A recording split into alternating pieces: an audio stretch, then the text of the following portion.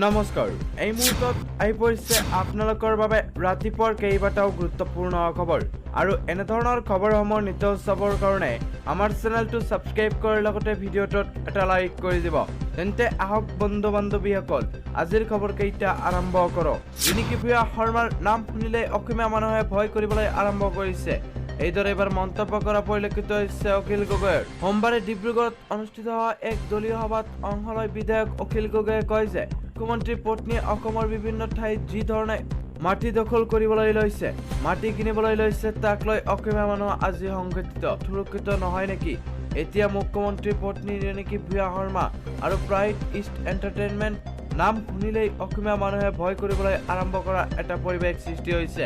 মানুহে ভয় খাবলৈ লৈছে যে আমাৰ মাটিও তেওঁলোকে কাঢ়িব নেকি পৰিস্থিতি এই পৰ্যায়ৰ পাইছেগৈ বুলি মন্তব্য কৰে অখিল গগৈয়ে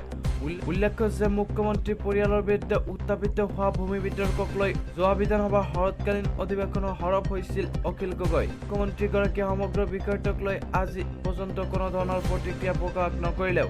বিৰোধী ৰাজনৈতিক দলসমূহৰ লগতে ৰাইজৰ দলৰ সভাপতি তথা বিধায়ক অখিল গগৈয়ে প্ৰায় মুখ্যমন্ত্ৰীৰ পত্নীৰ ভূমি বিতৰ্কক লৈ মুখ্যমন্ত্ৰীক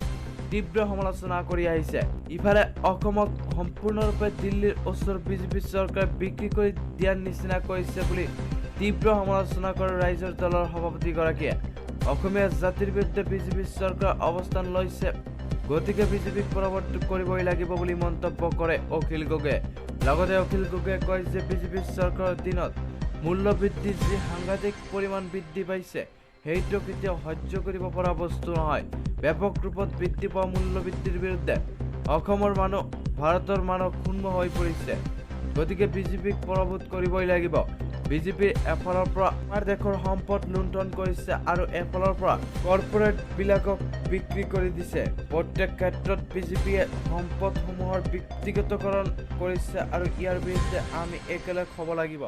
লগতে আটাইতকৈ ডাঙৰ কথা যে বিজেপি আমাৰ অসমীয়া জাতিটো আঞ্চলিক হত্যা জাতীয়তাবাদী হত্যা নাইকিয়া কৰিব খুজিছে বুলি তেওঁ উল্লেখ কৰে লগতে আজিৰ পৰৱৰ্তী খবৰ বিজেপিক ওফৰাবলৈ কংগ্ৰেছৰ 10টা গ্যাৰাণ্টি হয় বন্ধু বান্ধৱীসকল মধ্যপ্ৰদেশৰ বিজেপি চৰকাৰক চেলেঞ্জ দি জনতালৈ 10টা গ্যাৰাণ্টি কংগ্ৰেছৰ প্ৰতিমাহে হাজাৰ হাজাৰ মহিলাই লাভ কৰিব 1500 টকা ইউনিটলৈকে বিনামূলীয়া বিজুলীৰ গ্যাৰাণ্টি কংগ্ৰেছৰ 500 টকাতে যোগান ধৰা হ'ব আপোনালোকৰ ঘৰুৱা চিলিণ্ডাৰ কংগ্ৰেছ চৰকাৰ হলে পূৰ্ণি পেঞ্চন নীতি ৰূপায়ণ কৰা হ'ব হাজাৰ হাজাৰ কৃষকৰ ঋণ মাফ কৰিব কংগ্ৰেছ চৰকাৰে